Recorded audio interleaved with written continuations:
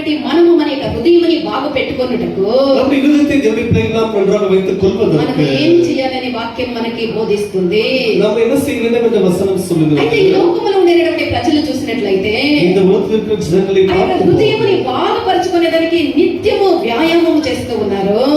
அந்த உடலை நல்லா வைத்துக் அவர் எப்பொழுதுமே உடற்பயிற்சி செய்கிறார்கள். బాగా పని చేయుటకు ఆ హృదయానికి సంబంధించినటువంటి మంచి ఆహారాలను తీసుకుంటూ ఉన్నారు. அந்த இருதயமானது நன்றாக வேலை செய்வதற்கு அதற்கு ஏற்ற உணவுகளை எடுத்துக்கொள்கிறார்கள். మంచి ఎక్సర్సైజ్ లో వాకింగ్ లాంటి వ్యాయామాల్ని అనుదినము చేస్తూ ఉంటారు. அவர்களது இருதயத்துக்கு ஏற்ற விதமாக நல்ல உடற்பயிற்சி அந்த வாக்கிங் என்ற பல காரியங்களை செய்து கொண்டிருக்கிறார்கள். హృదయానికి సంబంధించినటువంటి వ్యాధులు మనిషికి ఉండనే ఉంటూ ఉన్నది. இதற்கு சம்பந்தப்பட்ட வியாதிகள் மனிதருக்கு இருக்கத்தான் செய்கிறது. పరిశుద్ధ వేదము ప్రకారము పరిశుద్ధ వేదము ప్రకారము మన యొక్క శరీర స్థితి అనగా మన యొక్క శరీరం యొక్క ఆరోగ్యం మన యొక్క హృదయ పరిస్థితికి అనుగుణంగా ఉంటుందని పరిశుద్ధ వేదమైనది మనకి సెలవిస్తూ ఉన్నది. வசனம் என்ன சொல்வது என்று சொன்னால் நம்ம இருதயம் எப்படி இருக்குதோ அதற்கு ஏற்றபடித்தான் நம்முடைய உடலும் இருக்கும்.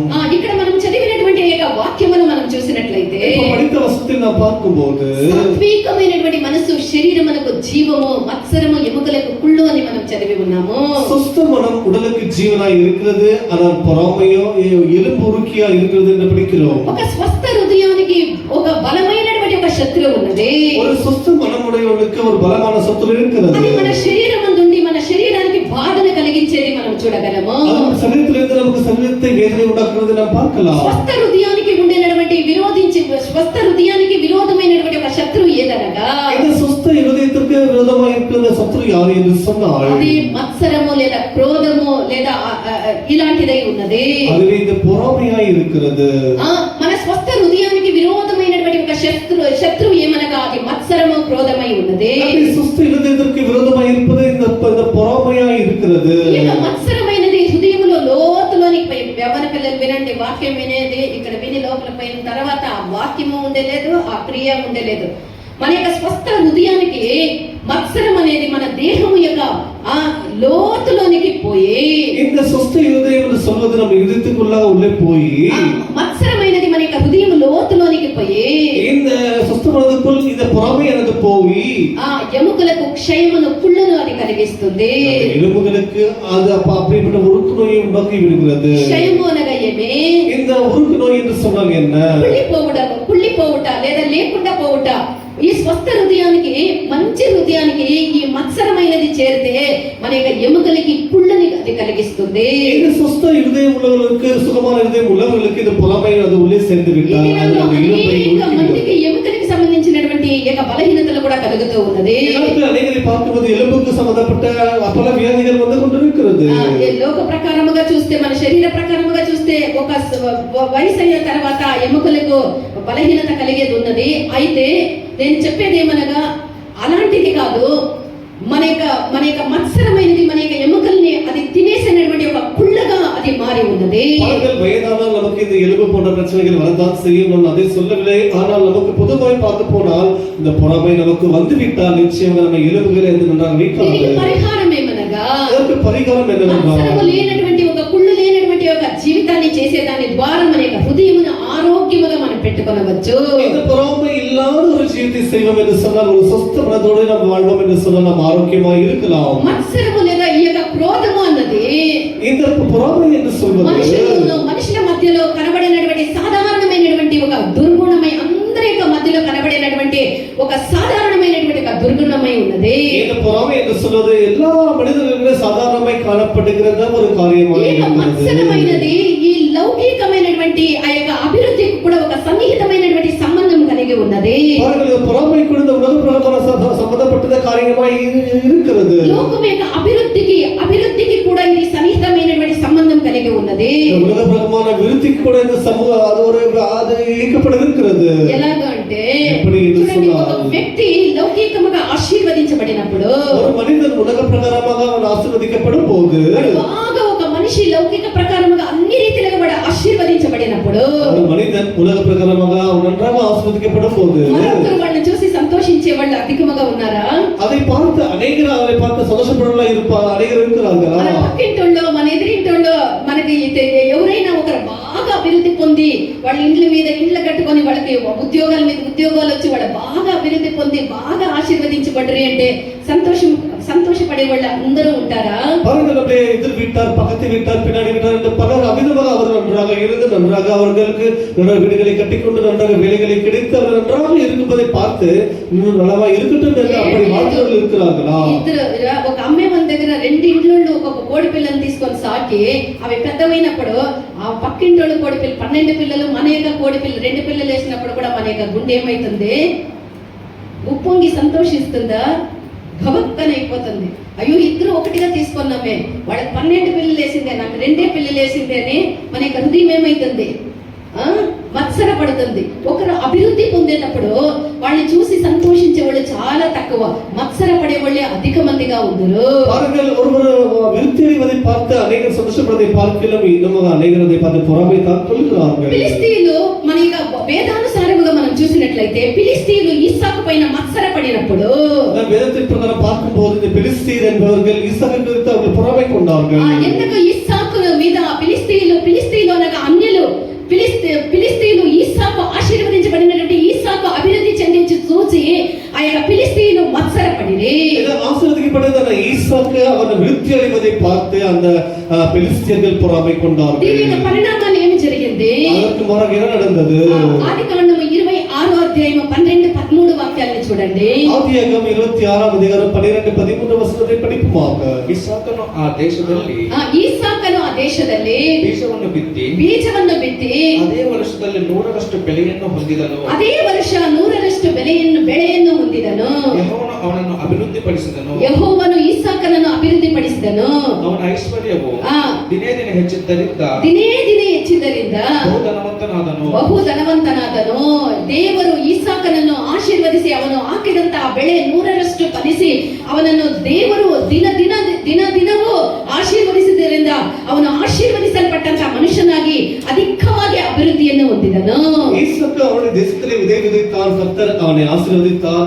அந்த வருஷத்திலே அவன் 100 மடங்கு பலனடைந்தான். அவன் விருத்தி அடைவதை ఇస్సాకు నిజముగా దేవుని నుండి ఆశీర్వదించబడి అతను చాలా అభివృద్ధి పొందినట్లు మన వాక్యములో చూడగలము. இவன் 100 మடங்கு ఆశీర్వదించబட்டிருக்கிறான். இந்த ஈசாக்கு அவன் அதிகமாக விருத்தி அடைந்து போயிருக்கிறார். అయితే దీన్ని చూసినటువంటి ఫిలిస్తీయులు ఏం చేసిరి? அதை பார்த்து பெலிஸ்தியர் என்ன செய்தார்கள்? ఇస్సాకు పైన మత్సరపడిరి, అనగా మన భాషలో చెప్పాలంటే కడుపు మంట పడిరి, మత్సరపడిరి. அந்த பெலிஸ்தியர் அவனை பார்த்து வைத்தறிச்சல் கொண்டார்கள். దీని నిమిత్తము ఈ ఫిలిస్తీయులు ఏం చేసిరి అంటే இந்த நிமித்தம் பெலிஸ்தியர் என்ன செய்தார்கள்? ఫిలిస్తీయులు ఏమి చేసిరంటే ఇస్సాకు యొక్క తండ్రి త్రవ్వినటువంటి బావులన్నిటినీ కూడా మట్టితో పూడ్చివేసిరి. இதற்கு மாறாக அவர் என்ன செய்தார்கள் என்று சொன்னால், ஈசாக்கை தகப்பனாக செய்த வெட்டின அந்த கிணற்றை மண்ணை போட்டு மூடிவிட்டார்கள். అదే అధ్యాయం ఇప్పుడు చదివినటువంటి 26వ అధ్యాయం కింద వాక్యాల్లో చదివితే మనకు తెలుస్తుంది. అది 26వ అధ్యాయం కీழே படித்தால் நமக்கு தெரியும். 14 నుండి కిందకి చదవండి. ಅವನ ತಂದೆಯಾದ ಅಬ್ರಹಾಮನ ಸೇವಕರು ಅಬ್ರಹಾಮನ ಕಾಲದಲ್ಲಿ ತೋಡಿದ್ದ ಬಾವಿಗಳನ್ನು ಫಿಲಿಸ್ಟಿಯರು ಮಣ್ಣು ಹಾಕಿ ಮುಚ್ಚಿದರು. ನೋಡಿದರ ಎಷ್ಟು ಹೊಟ್ಟೆ ಉರಿ. అతనికి గొర్రెల ఆస్తియు ఒడ్ల ఆస్తియు దాసుల గొప్ప సమూహమును కలిగినందున ఫిలిష్తీయులు అతని అసూయపడిరి. ఫిలిస్తీయులు ఏం చేశారు? అతను అభివృద్ధి చెంది ఆశీర్వదించబడితను చూసి, ఈసాకు ఆశీర్వదించబడితను చూసి, ఈసాకు యొక్క తండ్రి అయినటువంటి అబ్రహాము త్రవ్వించినటువంటి ఆ యొక్క బావులన్నిటిని కూడా మట్టితో కూడా పూడ్చివేసిరి. இந்த ஈசாக்கு வர ஐஸ்வர்யனாகி விருத்தி அடைந்து பெரியவனான போது இதை பார்த்ததான பெலிஸ்தியர்கள் பொறாமை கொண்டு ఆనాడు ఫిలిస్తీయులు మాత్రమే కాదు, నేడు మనం ఏ విధముగా ఉన్నామని దేవుని యొక్క సన్నిధానములో మనము చూడాలి. அந்த ஈசாக்கு மாத்திரமல்ல, இன்றைக்கு தேவ சமூகத்தில் நாம் எப்படி இருக்கிறோம் என்று பார்க்க வேண்டும். సహోదరులు అధికముగా ఆశీర్వదించబడుతూ ఉండేట మనము చూసి, మన సహోదరులు అధికముగా ఆశీర్వదించబడవதை பார்த்து క్రోధము మత్సరము మన హృదయములో మనం పెట్టుకున్నట్లయితే పగై వైத்துக் கொள்வோம் என்று பொறாமை வைத்துக் கொள்வோம் என்று சொன்னார். ఈసాకు చేసినట్టే ఈనాడు మనము క్రియారూపంలో చేయకపోయినను కూడా அவர்கள் அந்த காலத்திலே அந்த ஈசாக்கு பெலிஸ்தியர் செய்தது போல நாம் கிரியை மூலமாக செய்யாமல் போனால் మనసులో మనకి అలాంటి ఒక మత్సరము ప్రేరేపిస్తూ ఉంటుంది. அப்படிப்பட்ட பொறாமை நமக்கு ஏவிக்கொண்டே இருக்கும். దేవుని వల్ల మనము ఆశీర్వదించబడాలి, నేను ఆశీర్వదించబడాలి, నా కుటుంబం ఆశీర్వదించబడాలి, ఇంకా ఎవరు కూడా ఆశీర్వదించబడరాదు అన్నటువంటి ఒక బాధ మనలో కలుగుతుంది. கர்த்தனாலே நான் என்னுடைய குடும்பம் ஆசீர்வதிக்கப்பட வேண்டும், நான் ஆசீர்வதிக்கப்பட வேண்டும் என்று நினைக்கிறோமே தவிர மற்றவர்கள் யாரும் ஆசீர்வதிக்கப்படக்கூடாது என்று நம்முடைய சரீரத்துக்கு எல்லா பகுதிகளும் சென்று நம்முடைய உடலை அழித்து விடுகிறது. మత్సరమైనది ఒక చీరకి అది నరకానికి తీసుకొని పోయేంత వరకు వదిలిపెట్టదు. அதுக்கு ஆவணவர்களை அது நரகத்துக்கு கொண்டு போக వారం వరకు అది విడువదిల్லை. ప్రియమైనటువంటి దేవుని యొక్క జనమా, ప్రియమైన దేవుని ఈ జనమే. మత్సరమైనది దైవికమైనటువంటి కుటుంబాల్లో కూడా గుప్తముగా అది పని చేస్తూనే ఉన్నది. இந்த பொறாமை என்று சொல்வது தெய்வீகமான குடும்பத்தில் கூட கிரியை செய்து கொண்டு தான் இருக்கிறது. తమ హృదయంలో ఈ యొక్క మత్సరమని దాచుకొనిన వాళ్ళు இதயத்தில் இந்த பொறாமையை மறைத்து வைத்துக் கொள்கிறவர்கள் జయశాలిని నేను సాధించినని తలంచుతూ ఉంటారు. நான் ஜெயவீரனா இருக்கிற எல்லாமே சாதித்து நினைக்கிறார்கள். నిశ్చయముగా మత్సరం పెట్టుకున్న వాళ్ళు జయశాలులు కానే కాదు. பொறாமை கொள்கிறவர்கள் நிச்சயமாக ஜெயத்தை பெற முடியாது. ఒకటి తలంచుకోవాలి, நினைவு கூற ఈ యొక్క హృదయంలో ఎవరి పైనైనా క్రోధము పెట్టుకొని ఉన్నట్లయితే பொறாமை பகையை வைத்துக் கொள்வாய் என்று சொன்னால் నిశ్చయముగా తెలుసుకోవాలి, నీకంటే ఎక్కువగా ఆ వ్యక్తి ఆశీర్వదించబడుతూ ఉంటారని. புரிந்து கொள்ள வேண்டும். உன்னை பார்க்க సహింప నలివి కానీ మత్సరమును వివాదమును ఉంచుకొనిన వారైతే అతిశయపడవద్దు. ఉంచుకొనిన వారైతే మీరు అతిశయపడవద్దు. వాక్యాన్ని వినండి. సత్యమునకు విరోధముగా అబద్ధం ఆడవద్దు. సత్యమునకు విరోధముగా అబద్ధం ఆడవద్దు. జ్ఞానము పై నుండి దిగి వచ్చినది కాక ఇది పై నుండి దిగి వచ్చినది కాక భూసంబంధమైనది ప్రకృతి సంబంధమైనది దయ్యము గల జ్ఞానము వంటిది. ఇది దయ్యము నుండి వచ్చినది, ఇది దయ్యము నుండి వచ్చినది. ఏలయనగా మత్సరమును వివాదమును ఎక్కడ ఉండదు. మత్సరము వివాదము పోరాడేది. నాకు మాత్రం ఇట్లా చేసినారు, నీకు మాత్రం అట్లా చేసినారు, నాకు ఇది తక్కువ, నీకు ఇది ఎక్కువ. మత్సరం ఇది ఎక్కడ నుండి వచ్చినది? ఇది ఎక్కడ ఉండును? ఇది ఎక్కడ ఉండును? అక్కడ అల్లరియు ప్రతి నీచ కార్యమును అల్లరి జగడాలు సమాధానం ఉండేలే, జగడాలు పోరాటాలు అల్లరి నీచ కార్యాలు ఇవన్నీ ఉండరు. ఇది ఈ మత్సరమైనది పై నుండి వచ్చినది కాదు, ఇది సైతాన్ నుండి వచ్చినది. మనకంటే ఎక్కువగా ఇంకొకరు ఆశీర్వదించబడుతూ ఉన్నారంటే பாருங்க, இந்த பொறாமை என்று சொல்வது நம்மளுக்கு வந்து அது சாத்தானிலிருந்து வந்ததா இருக்கிறது. ஒருவர் ஆஸ்வதிக்கப்படுகிறார்கள் என்று சொன்னால் మనము మత్సరపడేదానికి ప్రతిగా நாம் அதற்கு பொறாமைப்படுவதற்கு వాడి విషయంలో మనం సంతోషించినట్లయితే அவருடைய விஷயத்தில் நாம் சந்தோஷப்படுவோம் என்று అది சொன்னால் చాలా మంచి సాత్వికమైనటువంటి గుణముగా ఉండును. அது மிகவும் நல்ல ஒரு சாதுவான குணமாய் காணப்படும். అలాంటి వాళ్ళని దేవుడు అత్యధికముగా ఆశీర్వదించును. அப்படிப்பட்ட தேவன் அதிகமாய் మనం ஆசீர்వదింపాர். వేదంలో మోషేను గురించి చూసినట్లయితే வேதத்தில் நாம் மோசேயை குறித்து பார்க்கிறோம். మోషే కాలమందు జీవించిన వారందరిలో అతి సాత్వికుడై ఉన్నట్టుగా మనము ఆ వాక్యములో చూడగలము. மோசே வாழ்ந்த நாட்களிலே, அவன் வாழ்ந்த காலத்திலே மோசே போல சாந்த குணமுள்ள மனிதன் அவனை போல யாருமே இல்லை. మోషేలో ఉండేటువంటి అందమైనటువంటి గుణము ఏమనగా మత్సరము లేనటువంటి జీవితము. మోసేకు ఉన్న అழகான గుణం என்னன்னு சொன்னால் அவனுக்கு பொறாமையே இல்லை. వాక్యం వినండి, మీరిద్దరూ చాలా అల్లరి చేస్తూ ఉంటారు. వాక్యం వినండి సారా, వాక్యం విను. హల్లెలూయా. మోషేలో ఉండేటువంటి ఒక దివ్యమైనటువంటి అందమైనటువంటి గుణం ఏమనగా అది మత్సరము లేనటువంటి ఒక జీవితమై ఉండే. இது மோசேக்குள்ள ஒரு அழகான குணம் என்னவென்றால் அவனுக்குள் பொறாமையே இல்லாத ஒரு ஜீவிதத்தை செய்து வந்தான். సంఖ్యాకాండము 11వ అధ్యాయం 27వ వాక్యం నుండి చదవండి. என்னாகமம் 11వ அதிகாரம் 27 இருந்து படிப்போமாக. Numbers 11 chapter 27 verse onwards. ಹೀಗಿರಲು ಒಬ್ಬ ಹುಡುಗನ ಮೋಶೆ ಬಳಿಗೆ ಓಡಿ ಬಂದು ಎಲ್ದಾದ್ ಮೇದಾದರ ಪಾಳೆಯದಲ್ಲಿ ಪರವಶರಾಗಿ ಪ್ರವರ್ತಿಸುತ್ತಿದ್ದಾರನ್ನು ತಿಳಿಸಲಾಗಿ చదవండి 29వ వాక్యం వరకు. ಯೆಹೋವನಿಂದ ತಿಳಿಸಲಾಗಿ ಯೆಹೋವನಿಂದ ಮೋಶೆಗೆ ಶಿಷ್ಯನಾದ ನೂನನ ಮಗ ಯೆಹೋಶುವನು ಮೋಶೆಗೆ, ಸ್ವಾಮಿ, ಅವರಿಗೆ ಬೇಡವೆನ್ನಬೇಕು ಎಂದು ಹೇಳಿದನು. ಅದಕ್ಕೆ ಮೋಶೆ, ನನ್ನ ಗೌರವವನ್ನು ಕಾಪಾಡಬೇಕೆಂದಿದ್ದೀಯೋ? ಯೆಹೋವನ ಅನುಗ್ರಹದಿಂದ ಆತನ ಜನರೆಲ್ಲರೂ ಆತ್ಮೀಯಗಳನ್ನು ಹೊಂದಿದವರು ಪ್ರವಾದಿಸುವರು, ಆದರೆ ಎಷ್ಟೋ ಒಳ್ಳೆಯದು ಅಂದನು. యెహోవనుడు మోషేకు పరిగెత్తి వచ్చి ఎల్దాదు మేదాదులు పాలెంలో ప్రవేశించుతున్నారని చెప్పగా మోషే ఏర్పరచుకొనిన వారిలో నూను కుమారుడును మోషేకు పరిచారకుడైన యెహోషువ, మోషే, నా ప్రభువా, వారిని నిషేధింపమని చెప్పాను. మోషే, నా నిమిత్తము నీకు రోషం వచ్చెనా? యెహోవా ప్రజలందరూ ప్రవక్తలగునట్లు యెహోవా తన ఆత్మను వారి మీద ఉంచునుగాక అని అతనితో అనేది. చూడండి మోషేలో ఎంత మంచి గుణం ఉందో చూడండి. తన వల్ల ఇతరులు కూడా ఆశీర్వదించబడాలన్న ఆశ మోషేలో ఉంది. తన్னை పోలவே మற்றவர்கள் ఆశీర్వదించబడ வேண்டும் ఎன்ற ఆశ ఎంతమందికి ఉంది? నా వలే, నాకంటే ఎక్కువగా ఎవరైనా వస్తే మనకు కడుపుమంట రాకూడదు. మోషే వలే ఎంత నా వలే ఇతరులు కూడా ఆశీర్వదించబడాలి అన్నటువంటి ఒక గుణము, అలాంటి ఒక సాత్వికమైనటువంటి గుణముకు మాత్రమే సాధ్యము. అది మోషేలో ఉంది. ఎలాంటి ఒక మంచి గుణమో, ఎలాంటి ఒక మంచి వ్యక్తిత్వమో చూడండి మోషేది. సంపూర్ణంగా విరబూసినటువంటి సాత్వికమైనటువంటి గుణమై ఉండే మోషేది. ఇతరుల మనవలే లేదా మనకంటే ఎక్కువగా ఆశీర్వదించబడినప్పుడు மற்றவர்கள் நம்மை பார்க்கலாம் அதிகமாய் కానీ ஆசீர்வதிக்கப்படும். మనం చూసినప్పుడు దేవుడు వాళ్ళని ప్రేమిస్తూ ఉన్నాడని మనము కూడా వాళ్ళని ప్రేమించినటువంటి వాళ్ళమై ఉండాలనే తప్ప మత్సరపడే వాళ్ళమై ఉండరాదు. அவர்களை பார்த்து ஐயோ கர்த்தர் அவர்களை நேசிக்கிறார்கள், நாங்கள் அவர்களை நேசிக்கிறவர்களா இருக்க வேண்டுமே தவிர அவர்களை பார்த்து பொறாமை கொள்ள మన యొక్క నీతి పాత నిబంధనలో జీవించినటువంటి వారి నీతి కంటే ఎక్కువగా ఉండాలి. பாருங்கள், அவர்கள் நீதியை பார்த்து நம்முடைய நீதி அதிகமாய் காணப்பட வேண்டும். పాత నిబంధన కాలంలో జీవించినటువంటి ఆ పరిశుద్ధ నీతి కంటే మన యొక్క నీతి అధికముగా ఉండాలి. பழைய காலத்திலே வாழ்ந்தவர்களின் நீதியை பார்க்க நம்முடைய நீதி அதிகமாய் காணப்பட ధర్మశాస్త్ర కాలంలో జీవించినటువంటి ఆ యొక్క మోషే ఇలాంటి మత్సరం లేనటువంటి ఒక జీవితాన్ని చేస్తే பாருங்கள், நியாயப்பிரமாண காலத்தில் வாழ்ந்தது மோசேவே இப்படி பொறாமை இல்லாமல் சாந்தபரமாய் அவர் ஜீவிக்கும் போது అన్ని కాలముల కంటే అన్ని యుగముల కంటే విశేషమైనటువంటి ఒక కాలంలో ఉన్నాము. ఎవరు? మనము. ఏ కాలం అది? కృపాకాలము. అన్ని కాలముల కంటే విశేషమైనటువంటి ఒక కాలములో ఉండేటటువంటి ఈ కృపాకాలములో ఉండేటటువంటి మనము ఇంకా ఎంత ఎక్కువగా మన మంచి జీవితాన్ని మనము చేయాలి. பாருங்கள், எல்லா காலத்தை பார்க்கிலும் ஒரு விசேஷமான காலத்தில் நாம் வாழ்ந்து கொண்டிருக்கிறோம். அதுவே கிருபையின் காலம். அந்த கிருபையின் காலத்தில் வாழ்கிற நாம் இன்னும் எப்படி ஜீவிக்க வேண்டும்? మత్సరపడే వారికి కలుగునటువంటి ప్రతిఫలములు వేదములో చాలా చక్కగా చెప్పబడి ఉన్నది. பொறாமை கொள்வதனால் உள்ளவர்களுக்கு வருகிற விளைவுகளை குறித்து வேதத்தில் சரியாக சொல்லப்படுகிறது. 106వ కీర్తన 16వ వాక్యం నుండి 18వ వాక్యం వరకు చదవండి. 106వ సంగీతం 14 18 వరకు படிப்போமாக. ಅವರು ಪಾಳೆಯದಲ್ಲಿ ಮೋಶೆ ಮೇಲೆಯೂ మోషే మేಲೆಯು ಯೆಹೋವನು ಪ್ರತಿಷ್ಠಿಸಿದ ಆರೋನನ ಮೇಲೆಯೂ ಹೊಟ್ಟೆ ಕಿಚ್ಚುಪಡಲು ಹೊಟ್ಟೆಕಿಚ್ಚುಪಡಲು ಭೂಮಿಯು ಬಾಯ್ದೆರೆದು ಭೂಮಿಯು ಬಾಯ್ದೆರೆದು ದಾವನನ್ನು ನುಂಗಿಬಿಟ್ಟಿತು ನುಂಗಿಬಿಟ್ಟಿತು ಅಭಿರಾಮನ ಕಡೆಯವರನ್ನು ಮುಚ್ಚಿಬಿಟ್ಟಿತು ಅಭಿರಾಮನ ಕಡೆಯವರನ್ನು ಮುಚ್ಚಿಬಿಟ್ಟಿತು ಮತ್ತು ಅವರ ಮಧ್ಯದಲ್ಲಿ ಬೆಂಕಿ ಉಂಟಾಯಿತು ಬೆಂಕಿ ಉಂಟಾಯಿತು ಅಗ್ನಿ ಜ್ವಾಲೆಯ ದುಷ್ಟರನ್ನು ದಹಿಸಿಬಿಟ್ಟಿತು ಅಗ್ನಿ ಜ್ವಾಲೆಯು ದುಷ್ಟರನ್ನು ದಹಿಸಿಬಿಟ್ಟಿತು.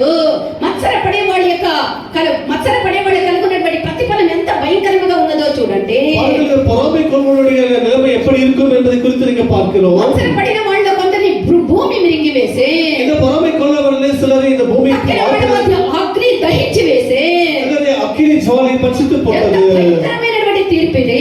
இது எவ்வளவு பயங்கரமான தீர்ப்பாய் இருக்கிறது. ఇది మట్టుకు కలిగినటువంటి తీర్పై ఉన్నది.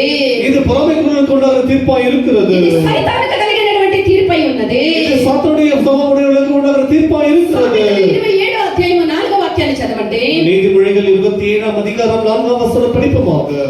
క్రోధము క్రూరమైనది, క్రోధము క్రూరమైనది, కోపము వరద వలె పొర్లున్నది, కోపము వరద వలె పొర్లుచు ఉన్నది. రోషము ఎదుట ఎవడు నిలువగలడు? రోషము ఎదుట ఎవడు నిలవగలడు? క్రోధముకు అప్పగించుకున్న వారి ముందు ఎవరు కూడా నిలబడేదానికి వీలు కాదు. ఇంతే ఉంటారు. మనం ఇంత పెద్ద శరీరం ఉన్నా కూడా రోషం కలిగిన వాళ్ళ ముందు మనము వాళ్ళని ఆపేదానికి మనం అయ్యలే. మన తలను మనమే పగలు కొట్టుకోవాలి, మనమే చచ్చిపోవాలనే తప్ప వాళ్ళని ఆపేదానికి అయ్యలేదు. వాక్యం కూడా అదే సెలవిస్తుంది. క్రోధముకు అప్పగించుకున్న వాళ్ళ ముందు ఎవరు కూడా నిలబడేదానికి వీలు కాదు. இவ்விதமாக ஒக்கரும் கோபமுடன் முன்பாக யாருமே நிற்க முடியாது. కడుపు మంట మత్సరముతో మహాయాజకులు యేసుని సిలువలో వేయటకు కూడా వెనకంజలు వేయకుండా కడుపు మంట కలిగినటువంటి మత్సరం కలిగినటువంటి వాళ్ళు యేసు ప్రభువును సిలువలో వేసిరి. அந்த பிரதான ஆசாரியர்கள் எல்லாம் ஒவ்வொருவரும் கூட இயேசுவில் பொறாமை கொண்டு இயேசுவை சிலுவையில் அறையபடிக்கு அவர்கள் தூண்டி விட்டார்கள். దేవుని యొక్క బిడ్డ నువ్వు ఎట్లున్నావు? దేవుని పిల్ల நீ எப்படி இருக்கிறாய்? సమాధానం లేకుండా, నీకు సమాధానం లేకుండా, ఇతరులకు సమాధానం కలిగించలేకుండా, నేనే సరే ఇతరులు తప్పు అనేటువంటి ఒక స్థితిలో నువ్వు కనబడుతూ ఉన్నావా?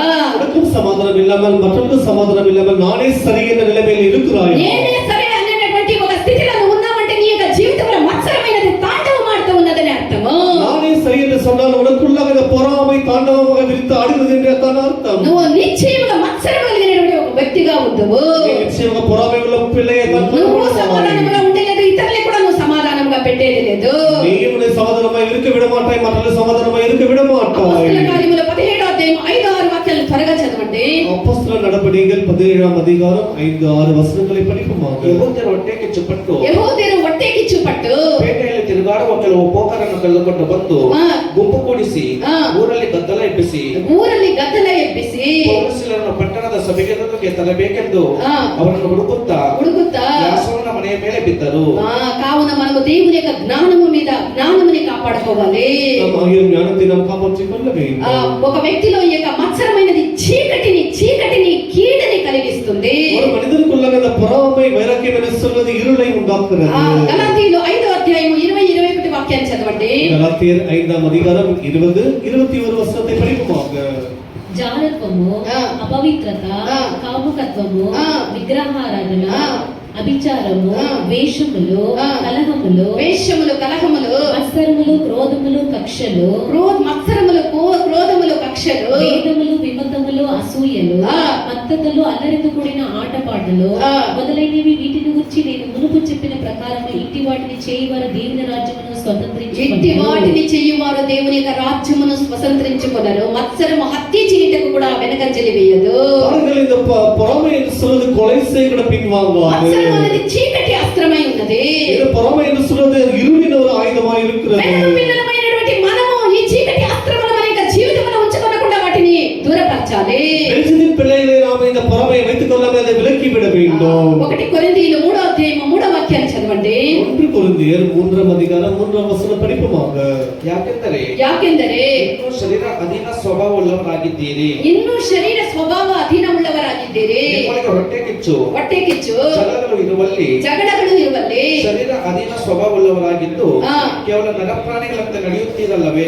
నరప్రాణిಗಳంತೆ ನಡೆಯುತ್ತೀರಲ್ಲವೇ? ఈ మత్సరమును తీసివేసి దైవికమైనటువంటి ప్రేమతో మనం నింపబడాలి. பாருங்கள், இந்த பொறாமை இந்த வாக்குவாதத்தை நாம் வெட்டி விட்டு மேலுள்ள கர்த்தருடைய அந்த அன்பினால் நிரப்பப்படுவோமாக. 1 కొరింథీయులు 13వ అధ్యాయం 4వ వాక్యాన్ని చదవండి. 1 కొరింథీయర్ 13వ అధ్యాయం 4వ వచనం படிப்போமாக. ಪ್ರೀತಿ ಬಹು ತಾಳ್ಮೆಯುಳ್ಳದ್ದು, ಪ್ರೀತಿ ಬಹು ತಾಳ್ಮೆ ಉಳ್ಳದ್ದು, ಪ್ರೀತಿ ದಯ ತೋರಿಸುವುದು, ಪ್ರೀತಿ ದಯೆ ತೋರಿಸುವುದು, ಪ್ರೀತಿ ಹೊಟ್ಟೆ ಕಿಚ್ಚು ಪಡುವುದಿಲ್ಲ, ಪ್ರೀತಿ ಹೊಟ್ಟೆ ಕಿಚ್ಚು ಪಡುವುದಿಲ್ಲ, ಹೊಗಳಿಕೊಳ್ಳುವುದಿಲ್ಲ, ಒಪ್ಪಿಕೊಳ್ಳುವುದಿಲ್ಲ, ಮರ್ಯಾದೆಗೆಟ್ಟು ನಡೆಯುವುದಿಲ್ಲ, ಮರ್ಯಾದೆಗೆಟ್ಟು ನಡೆಯುವುದಿಲ್ಲ, ಸ್ವಪ್ರಯೋಜನವನ್ನು ಚಿಂತಿಸುವುದಿಲ್ಲ, ಸ್ವಪ್ರಯೋಜನವನ್ನು ಚಿಂತಿಸುವುದಿಲ್ಲ, ಸಿದ್ಧಗೊಳ್ಳುವುದಿಲ್ಲ, ಅಪಕಾರವನ್ನು ಮನಸ್ಸಿನಲ್ಲಿ ಇಟ್ಟುಕೊಳ್ಳುವುದಿಲ್ಲ, ಅಪಕಾರವನ್ನು ಮನಸ್ಸಿನಲ್ಲಿ ಇಟ್ಟುಕೊಳ್ಳುವುದಿಲ್ಲ, ನ್ಯಾಯವನ್ನು ನೋಡಿ ಸಂತೋಷ ಪಡದೆ, ಅನ್ಯಾಯವನ್ನು ನೋಡಿ ಸಂತೋಷ ಪಡದೆ, ಸತ್ಯಕ್ಕೆ ಜಯವಾಗುವಲ್ಲಿ ಸಂತೋಷ ಪಡುತ್ತಾರೆ. సత్యకి జయవాగువల్లి సంతోషపడుతుంది. చూస్తారా, ప్రేమ కలిగిన వాళ్ళు నిశ్చయముగా కోపపడరు, స్వప్రయోజనం చింతించరు, జగడమాడరు, మత్సరపడరు, క్రోధపడరు, అన్యాయమైనది చూసి వాళ్ళు సంతోషించకుండా న్యాయమునికి జయము దొరికేది చూసి సంతోషించరు.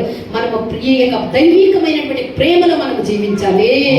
దేవుని అన్పినాల నిరపబడవలై కనపడ வேண்டும். మనం అనేక సందర్భాల్లో అవిధేయతగా చూపించి ద్వేషముతో ఒకరితో ఒకరు మాట్లాడు, ఒకే ఇంట్లో ఉంటారు, సంవత్సరాల కాలాలు మాట్లాడేది.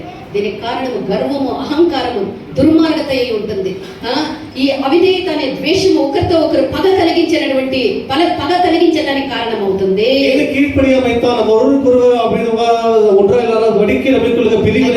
దేవుడు దయ, ప్రేమ, కనికరము కలిగినటువంటి దేవుడు. దేవునికి అప్పగించుకున్నట్లయితే పరిశుద్ధాత్మ ద్వారా మన యొక్క స్వభావాలు నూతన పరచుకోవాలి. కడుపు మంట ఈ దుష్టత్వముని మనలో నుండి మనం తీసివేయాలి. తీతు 3వ అధ్యాయం 3వ వాక్యం నుండి చదవండి త్వరగా. తీతు 3వ అధ్యాయం 3వ వచనం படிப்போமாக. ನಾವು ಸಹ ಮೊದಲು ಅವಿವೇಕಿಗಳು, ಅವಿಧೇಯರು, ಮೋಸ ಹೋದವರು, ನಾನಾ ವಿಧವಾದ ದುರಾಶೆಗಳಿಗೆ ಮತ್ತು ಭೋಗಗಳಿಗೆ ಅಧೀನರು, ಕೆಟ್ಟತನ, ಹೊಟ್ಟೆ ಕಿಚ್ಚುಗಳಲ್ಲಿ ಕಾಲ ಕಳೆಯುವವರು, ಅಸಹ್ಯರು, ಒಬ್ಬರನ್ನೊಬ್ಬರು ಹಗೆ ಮಾಡುವವರು ಆಗಿದ್ದೆವು. మనం కూడా ఒకప్పుడు అవిధముగా ఉంటుంది, ఇప్పుడు మనం వెలుగు సంబంధముగా ఉన్నాం. 1 పేతురు 2వ అధ్యాయం మొదటి 2 వాక్యాలను చదవండి. ಯೇಸು ಕ್ರಿಸ್ತನ ಅಪೊಸ್ತಲನಾದ ಪೇತ್ರನು ಕೊಂತ ಗಲ್ಯಾತ ಕಪದೋಕ್ಯ ಅಸ್ಸ ಬಿತುನ್ಯ ಎಂಬ ಸೀಮೆಗಳಲ್ಲಿ ಚದರಿರುವಂತ ಪ್ರವಾಸಿಗಳಾದ ದೇವಜನರಿಗೆ, ಅಂದರೆ ಪವಿತ್ರಾತ್ಮದ ಪ್ರತಿಷ್ಠಿಸಲ್ಪಟ್ಟವರಾಗಿ ದೇವರಿಗೆ ವಿಧೇಯರಾಗುವುದಕ್ಕೂ